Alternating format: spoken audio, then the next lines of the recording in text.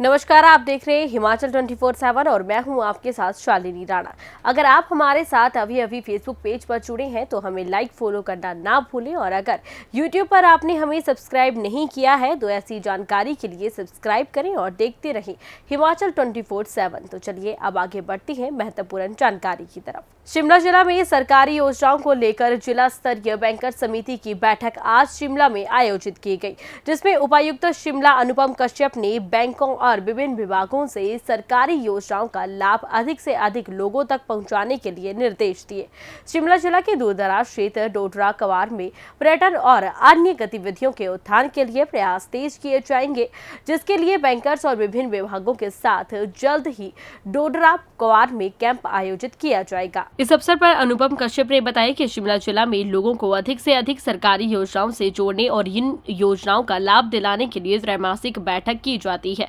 जिसमें हर पहलू पर आज समीक्षा की गई। बैठक में फसल बीमा योजना के तहत किसानों को जोड़ने और लाभान्वित करने के मामले में विस्तृत जानकारी ली गई है और इस मामले में उपायुक्त ने कहा कि किसानों को लाभ सुनिश्चित करने के लिए जल्द संबंधित विभागों और बीमा कंपनियों की विस्तृत समीक्षा की जाएगी। इस मामले पर संज्ञान लेते हुए अनुपम कश्यप ने बीमा कंपनियों से विस्तृत जानकारी ली है ताकि इस प्रक्रिया में आ रही दिक्कतों को जल्द सुलझाया जाए और लोगों को लाभान्वित किया जा सके। बैठक की जानकारी देते हुए यूको बैंक के अग्रणी जिला प्रबंधक भीमा दत्ता ने बताया कि बैंकर समिति की त्रैमासिक समीक्षा बैठक आज की गई है, जिसमें सभी बैंकों के साथ मिलकर विभिन्न योजनाओं की विस्तृत समीक्षा की गई है ताकि लोगों तक सरकारी योजना का आधिकारिक लाभ पहुंचाया जा सके। उपायुक्त शिमला में बैठक के दौरान लगभग सभी मामलों की समीक्षा की और लोगों तक अधिक से अधिक लाभ पहुंचाने को लेकर आ रही दिक्कतों को लेकर निर्देश जारी किए।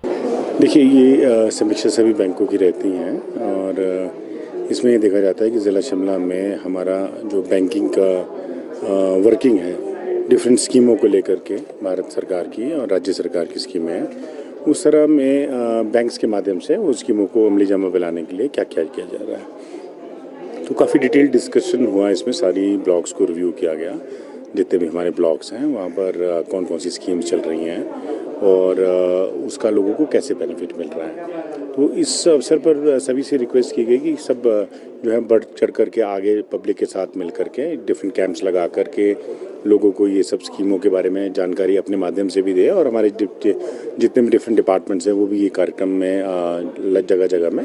इन स्कीमों की जानकारी जो है पब्लिक में देते हैं ताकि लोगों को इसमें ठीक सुविधा मिल सकें और लोग अपनी आर्थिकी को मजबूत कर सकें, चाहे वो कृषि का क्षेत्र है, चाहे हॉर्टिकल्चर है, चाहे वो और PMEGP की स्कीम है, चाहे हमारे राज्य सरकार की डिफरेंट एम्प्लॉयमेंट जनरेशन स्कीम है, उसमें उनकी लोनिंग और जो गवर्नमेंट की उसमें सब्सिडी रहती है वो उन सब की जानकारी जो है सही तरीके से लोगों तक पहुँचे। और इसके अलावा इन सब चीज़ों की समीक्षा भी की जाती है जो प्राइवेट लेवल पे बैंकों के द्वारा लोनिंग की जाती है, चाहे वो हाउसिंग में है, चाहे वो एजुकेशन में है, प्रायोरिटी सेक्टर में है, नॉन प्रायोरिटी सेक्टर में, इन सब चीज़ों का डिटेल रिव्यू किया जाता है। तो उसमें यही रहता है, बहुत से हमारे लगभग 20 के अधिक बैंक जो हैं वो डिस्ट्रिक्ट शिमला में काम करते हैं और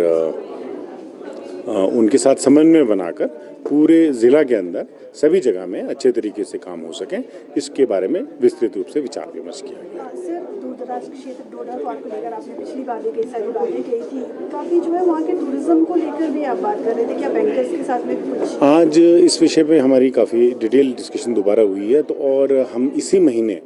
एक बड़ा कैंप जो है वो डोडरा कवार में लगाने जा रहे हैं, जिसमें बैंक्स भी शामिल होंगे, डिफरेंट डिपार्टमेंट्स भी शामिल होंगे और वहाँ की 5 पंचायतें हैं वहाँ पर और उन सब के जितने भी लोग हैं उन सबको वहाँ पर सभी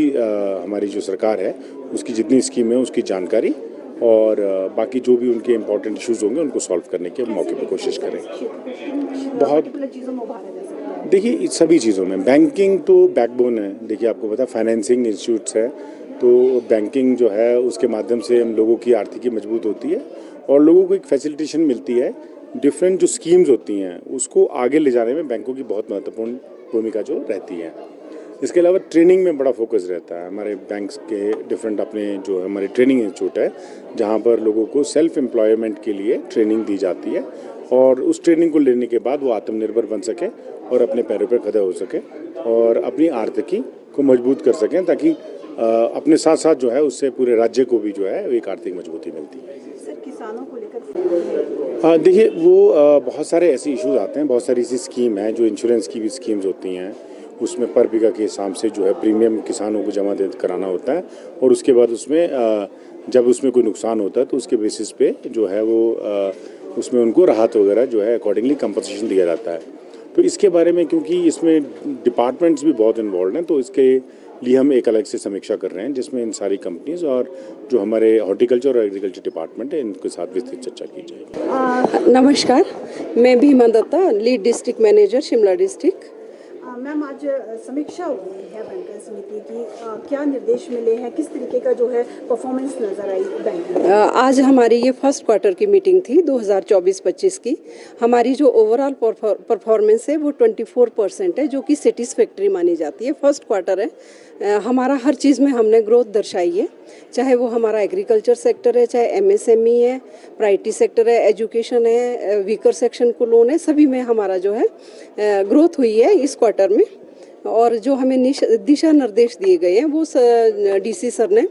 वो सभी के लिए हैं, सभी डिपार्टमेंट्स आपस में कोऑर्डिनेशन से काम करें ताकि जो भी स्कीम्स हैं, चाहे वो एग्रीकल्चर की हैं, हॉर्टिकल्चर की हैं या इंश्योरेंस स्कीम्स हैं या सोशल सिक्योरिटी स्कीम्स हैं, लोगों को उनका पता चले। जैसे अभी आपको मालूम है पिछले कुछ महीनों में हमारे डिज़ास्टर बहुत हुआ है,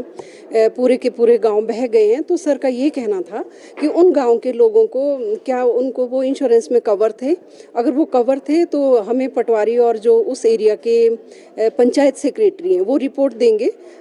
हमें वो रिपोर्ट भेजेंगे ताकि हम बैंकों से पता कर सकें कि क्या उनके बैंक अकाउंट थे और वो इंश्योरेंस में कवर थे तो उनके परिवार को वो बेनिफिट मिले। क्या आपको लगता है शिमला डिस्ट्रिक्ट में सबसे ज़्यादा जो है किन स्कीमों का बोलबाला और किन चीज़ों को जो है उठाने की ज़रूरत है जो नहीं ले पा रहे हैं? एक्चुअली हिमाचल का शिमला डिस्ट्रिक्ट क्या है, ये एग्रीकल्चर बेस्ड डिस्ट्रिक्ट माना जाता है, बट यहाँ पे हर तरह की एक्टिविटीज़ होती हैं। टूरिज्म का भी यहाँ पे स्कोप है, इसके अलावा एमएसएमई का भी स्कोप है। जैसे ग्रेडिंग पैकिंग के लिए हमारे यूनिट लगते हैं, सीए स्टोर लगते हैं, उसमें जिसमें काफ़ी फंड्स की ज़रूरत रहती है। तो स्कोप तो हर चीज़ का है, बट हमारे मेन जो हमारा फोकस रहता है वो एग्रीकल्चर पे रहता है, टूरिज्म पे रहता है। एजुकेशन लोन के लिए हम कैंप लगाते हैं और डीसी सर का भी हमेशा फोकस रहता है कि जो दूर दराज के एरिया है, और हम भी लोगों को यही कन्वे करते हैं बैंकर्स को कि जो दूर दराज के क्षेत्र हैं जहां लोगों को वाकई इन स्कीमों के बारे में जानने की ज़रूरत है, वहाँ हम लोग कैंप लगाएं ताकि सभी लोग इन चीज़ों का बेनिफिट ले सकें। ऐसे ही देश दुनिया की तमाम जानकारी हासिल करने के लिए हमें फॉलो करें और देखते रहिए हिमाचल 24/7। शिमला से कमल ठाकुर की रिपोर्ट।